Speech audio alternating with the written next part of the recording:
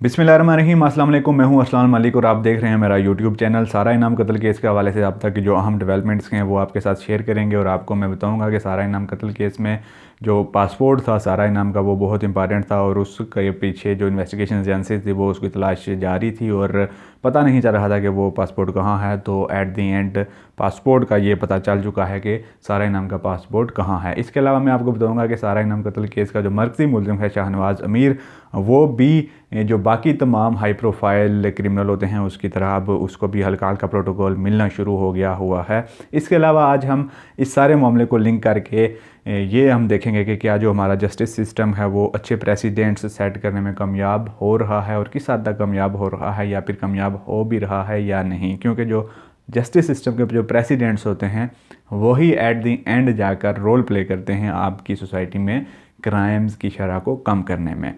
तो अभी तक अगर आपने मेरा चैनल सब्सक्राइब नहीं किया तो चैनल को सब्सक्राइब कर दें, साथ दिए कि बेल आइकन को भी प्रेस कर दें ताकि हर आने वाली नई वीडियो आप तक बर वक्त पहुँच सके।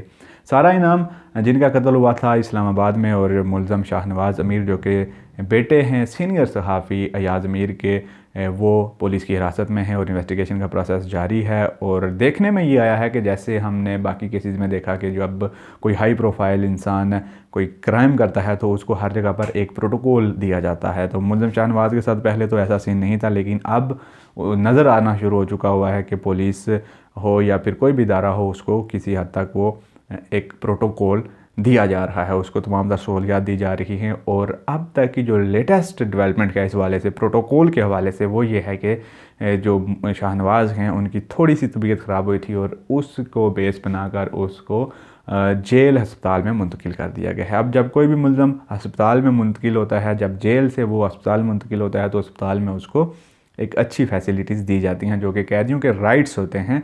इस पे हम कुछ नहीं कह सकते जी कि एक कैदी को ये भी राइट नहीं है कि अगर वो बीमार हो तो उसको उधर शिफ्ट किया जाए। लेकिन ऐसे हाई प्रोफाइल केसेस में हम देखते हैं कि जो ही एक कैदी कुछ दिन ही उधर गुजारता है तो उसको तबीयत ख़राबी उसकी शो करके उसको जेल में मुंतकिल कर जेल अस्पताल में मुंतकिल करके उसको सहूलियात दी जाना शुरू कर दी जाती हैं। तो मुलज़िम शाहनवाज़ भी अब उस स्टेज पे आ चुका हुआ है, उसको भी अब प्रोटोकॉल देना शुरू किया जा चुका हुआ है। तो दूसरी चीज़ थी जी सारा इनाम कत्ल केस में जो पासपोर्ट था ये बड़ा इंपॉर्टेंट था सारा इनाम का, जिससे पता चलना था कि सारा इनाम ने कब कब कहाँ कहाँ ट्रैवलिंग की।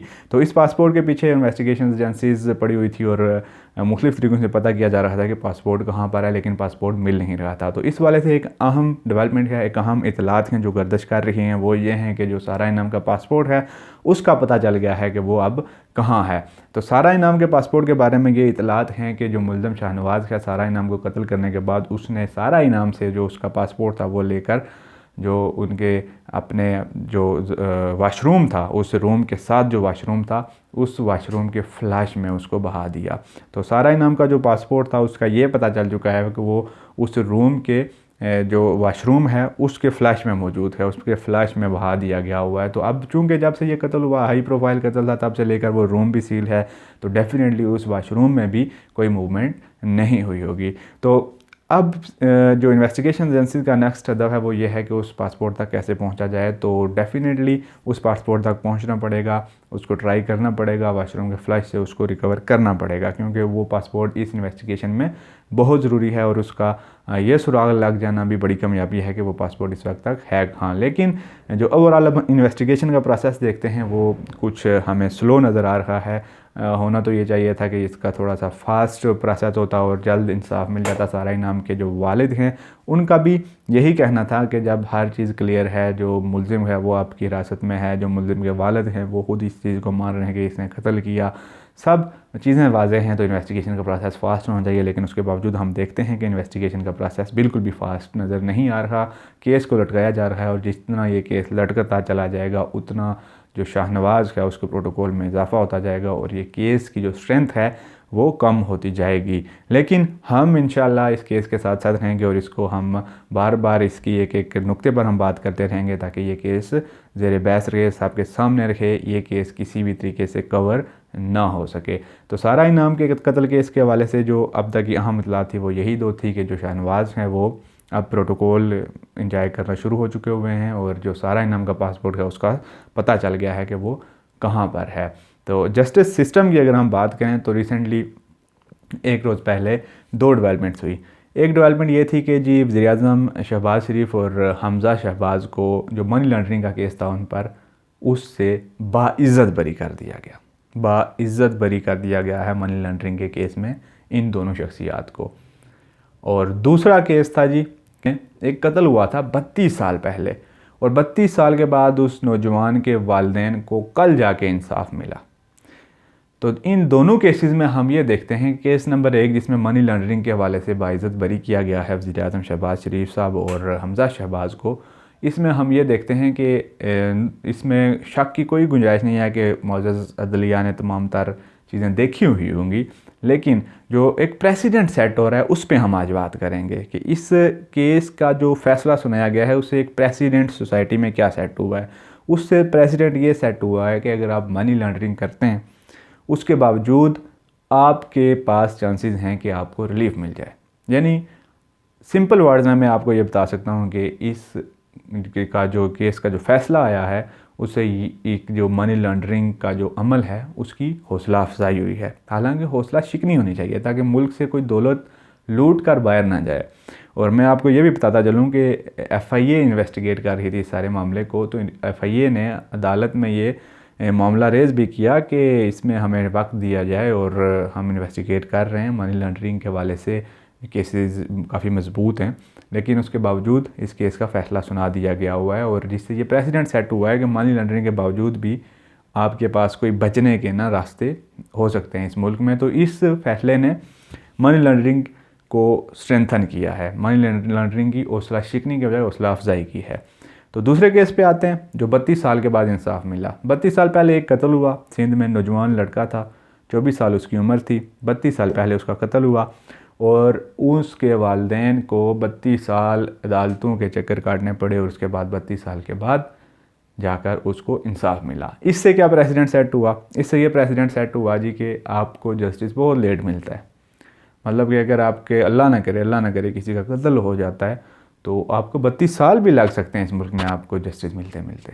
तो इससे ये प्रेसिडेंट सेट होता है कि आपका जो जस्टिस सिस्टम है वो स्लो है, जो कि एक बैड प्रेसिडेंट सेट हुआ है। अब यही केस हम देख रहे हैं मुल्ज़म शाहनवाज़ वाले केस में भी। अब शाहनवाज़ अमीर के हवाले से हर चीज़ मौजूद है, सबको पता है कि इसने कत्ल किया हुआ है, लेकिन हमारे कुछ लाज में भी इसमें मसाइल हैं। लाज ऐसे हैं कि आपको जो जुर्म है उसको मुख्तलिफ़ तरीक़ों से साबित करना पड़ता है अदालत में।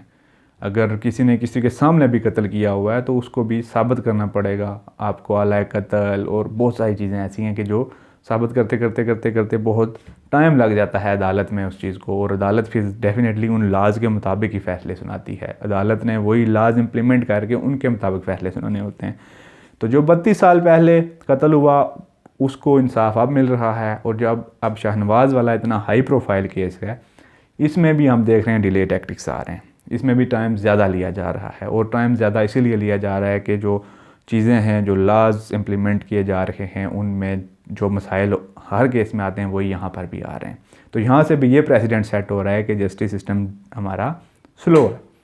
तो ये एक बैड प्रेसिडेंट है। इससे जो सोसाइटी है उसमें जो क्राइम की शरह है वो बढ़ सकती है, क्योंकि जो क्रिमिनल है उसके ज़हन में ये बात आ सकती है कि ये बड़ा स्लो सिस्टम है, उम्रें गुजर जाती हैं, फ़ैसले नहीं होते, और जो आम इंसान है उसके ज़हन में एक चीज़, एक इनसिक्योरिटी वो फील करेगा कि खुदा ना खास्ता मेरे साथ कुछ हो जाता है तो मेरे साथ इंसाफ मुझे नहीं मिलेगा। अब सारा इनाम के वालिद पहले दिन से कह रहे हैं कि फ़ास्ट जस्टिस मिलना चाहिए, तो उनको मिलना चाहिए फ़ास्ट जस्टिस। इम्प्लीमेंटेशन तमाम लाज की होनी चाहिए, जल्द अज जल्द उनको जस्टिस मिलना चाहिए। जस्टिस सिस्टम में जो ये एक बैड प्रेसिडेंट सेट हो रहे हैं, जैसे हमने मनी लॉन्ड्रिंग का जिक्र किया, उसके बाद हमने 32 साल पहले कत्ल होने वाले नौजवान को जो इंसाफ मिला 32 साल के बाद उसका जिक्र किया, और अब जो सारा इनाम वाला केस है। मतलब एक अच्छे जस्टिस सिस्टम में अच्छे प्रेसिडेंट्स जब सेट होते हैं तो तब वो प्रेसिडेंट्स ही बेसिकली आपकी सोसाइटी में क्राइम की शरह को कम करते हैं। अब हरगिज़ ये नहीं हो सकता कि अगर आपकी मुल्क की 25 करोड़ आबादी है और 25 करोड़ आबादी ही क्राइम करना शुरू हो जाए तो क्या आप 25 करोड़ आबादी के ख़िलाफ़ एक्शन लेंगे? 25 करोड़ आबादी के ख़िलाफ़ आप एक्शन नहीं ले सकते। आपने करना ये होता है कि आपने अच्छे प्रेसिडेंट सेट करने होते हैं। एक क्रिमिनल को आपने बुरी सी बुरी सज़ा दे दी, जल्द अज जल्द इंसाफ प्रोवाइड कर दिया, तो एक प्रेसिडेंट है, बाकी लोग खुद उस प्रेसिडेंट से डर के ना वो काम नहीं करेंगे। तो ये अच्छे प्रेसिडेंट सेट करना ही बेसिकली एक सोसाइटी में क्राइम की शरह को कम करने का सही तरीका होता है। तो जब तक आप अच्छे प्रेसिडेंट सेट नहीं करेंगे तो क्राइम की शरह कम नहीं हो सकेगी। अगर आपको आज की वीडियो पसंद आई है तो वीडियो को लाइक कर दें, चैनल पर नए हैं तो चैनल को सब्सक्राइब कर दें, साथ दिए गए बेल आइकन को भी प्रेस कर दें ताकि हर आने वाली नई वीडियो बर वक्त आप तक पहुँच सके। अरसलान मलिक की साइनिंग आउट। अल्लाह हाफिज़।